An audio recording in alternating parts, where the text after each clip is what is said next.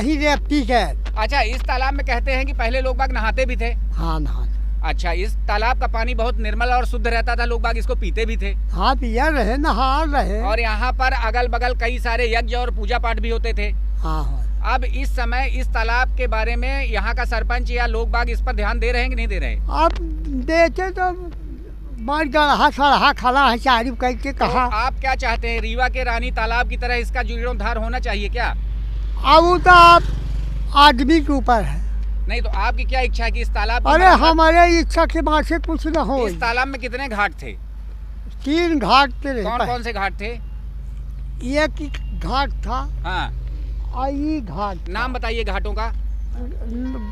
नाम तो नहीं रहा घाट के, पर 3 घाट रहा। अच्छा, 3 घाट थे। हाँ। जहाँ की एक घाट में जानवर पानी पीते रहते रहे होंगे, एक में ब्राह्मण या इस तरह के लोग नहाते रहे होंगे, एक में जो है तो गरीब वर्ग नहाता रहा। हाँ, यही व्यवस्थाएं इस तालाब की रही होंगी। अरे वो के घाट में सब नहा दे, सब जात। अच्छा, यहाँ पर कोई जाति भात पहले नहीं था? हाँ हाँ। अब इस समय तो नहीं है ना, ऐसा तो क्यों हिलता अच्छा, ही ये नहीं। पन्नी का तालाब बहुत पुराना होगा, हजारों वर्ष पुराना होगा। हाँ, नर्मदा खलाबा है।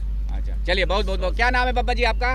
हमारे देवान साहू। देमान साहू जी, चलिए बहुत बहुत धन्यवाद। जैसा कि आप लोगों ने सुना अभी, जैसा कि आप लोगों ने सुना कि इस तालाब का ऐतिहासिक महत्व, लोग कहते हैं कि इस तालाब में जब हजारों वर्ष पहले इस तालाब की खुदाई हुई, जिसको पन्नी का तालाब कहते हैं कि यहाँ पर आसपास के 100 गांव के लोग, उनका पूरा गुजारा इसी तालाब से होता था। यहाँ पर कोई बड़ी नदी नहीं थी, इसी तालाब से ही लोगों का जीविकोपार्जन।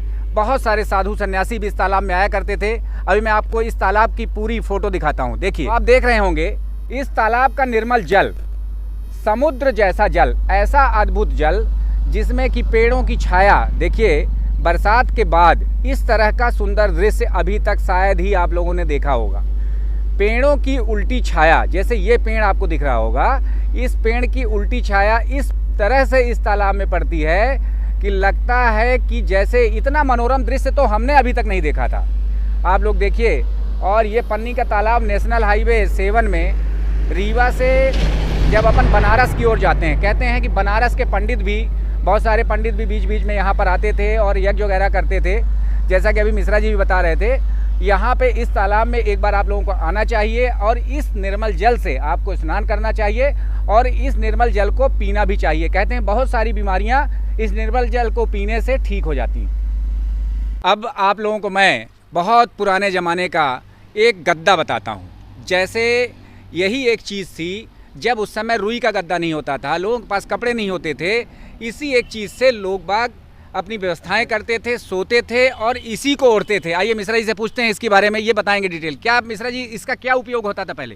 पहले इस मतलब इस जो इसको कहते हैं पियरा। अच्छा। और ये घर में मतलब जैसे ठंड वगैरह लगती थी तो यहाँ अपने मतलब बिस्तर पे ये लोग पब्लिक जो होते हैं, जनता वगैरह, उसको बिछा देते थे और आज भी इसका यूज़ करते हैं।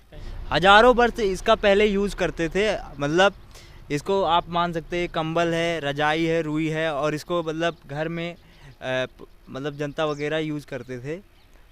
जैसा कि अभी मिश्रा जी ने बताया कि ये एक ऐसी चीज़ है, अभी इन्होंने बताया कि ये पियरा है, पियरा कहते हैं इसको। हजारों वर्ष पहले से साधु सन्यासी जितने भर लोग थे, जब खेती होती थी तो लोग बाग इसका ओढ़ने में, बिछाने में और कहीं कहीं आग तापने में भी इसका उपयोग करते थे। एक तरह का ये ठंडी के लिए हीटर का काम करता था, लोगों के सोने के लिए रजाई और गद्दे का काम करता था। ऐसी चीज़ें आप लोगों को दिखाता हूँ, इसको कहते हैं पियरा। सैकड़ों वर्ष पुराना ये घर। आइए अभिषेक मिश्रा जी मिल गए हैं, इनसे बात करते हैं, इस घर की विशेषता के बारे में बताइए। ये घर सैकड़ों वर्ष पुराना है जैसे आपने बताया, और इसमें विशेषता ये है कि ये घर में ईंटें का उपयोग नहीं हुआ है, ये घर पूरा मिट्टी का बना हुआ है। और आप देख सकते हैं कि ये घर में जो दरारें पड़ी हैं, ये यहाँ के जो हैवी ट्रक्स वगैरह व्हीकल्स निकलते हैं उस कारण से है। नहीं, आज भी ये घर में ना दर्रे पड़ते और मतलब इसके जो फिनिशिंग है बहुत अच्छी है। और ये जो ऊपर बना है, ऐसा लग रहा है कि जैसे अभी किसी ने बताया भी कि एयर कंडीशनर, उस जमाने का वातानुकूलित घर कहते थे इसको, इसकी विशेषता बताइए। ये ऐसा ही इसको डिज़ाइन किया जाता था कि आप अगर ये ठंडी है तो गर्मी लगेगी, और अगर गर्मी है तो ठंडी लगेगी। घर के अंदर की छपाई कर दी जाती थी, घर को पटवा दिया जाता था, जिस कारण से अगर आप उस कमरे में अगर आप सोएंगे तो आपको ठंडी लगेगी। अगर दोपहर का 45 डिग्री सेल्सियस भी टेम्परेचर है फिर भी आपको गर्मी नहीं लगेगी गर्मियों में। चलिए धन्यवाद। घर अभी मिश्रा जी ने आपसे बताया कि ये सैकड़ों वर्ष पुराना, और इसमें जो वेंटिलेशन और जो इसका सिस्टम एयर कंडीशनर जिसको वातानुकूलित कहते हैं उस टाइप का इसको बनाया गया था। और इसको उस ज़माने में पटावदार घर भी कहते थे, अंग्रेज़ों के ज़माने में इसको कहते थे कटुईदार घर। तो आप लोग देख लीजिए, कटुईदार घर ये कहलाता है, इस तरह से होता है कटुईदार घर। अब आप लोगों को एक नेशनल हाईवे से जुड़ा, नेशनल हाईवे 7 में ये बहुत ही ऐतिहासिक, कहते हैं कि ये कई सौ वर्ष पुराना घर है। और इस तरह का कटुईदार घर जहाँ की एयर कंडीशनर की आवश्यकता नहीं होती है। आप लोगों को ये जान करके आश्चर्य होगा कि जो ये कटुई सिस्टम है इसमें, इसको एयर कंडीशनर भी सिस्टम भी, अंग्रेज़ों के ज़माने में इसको एयर कंडीशनर सिस्टम कहते थे। क्यों मिश्रा जी, क्या इसके बारे में बताइए थोड़ा, इस घर के बारे में। ये जो घर है तो 1000 वर्ष पुराना है। और ये कटुईदार घर नेशनल हाईवे से ये जो है तो नेशनल हाईवे 7 में कटुईदार घर है, जिसके बारे में विशेषता ये है कि पहले के ज़माने में जब एयर कंडीशनर नहीं हुआ करते थे, अंग्रेज़ों के ज़माने में इसको एयर कंडीशनर घर कहा जाता था।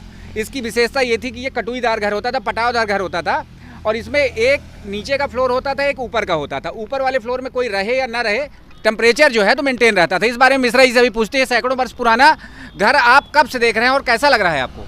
ये सैकड़ों वर्ष पुराना घर, ऐतिहासिक घर है। और मैं जब से इसको देख रहा हूँ, मतलब ये मेरे को, मतलब मैं 2000 सन में पैदा हुआ, ये बहुत पुराना, मेरे दादा बब्बा का बहुत पुराना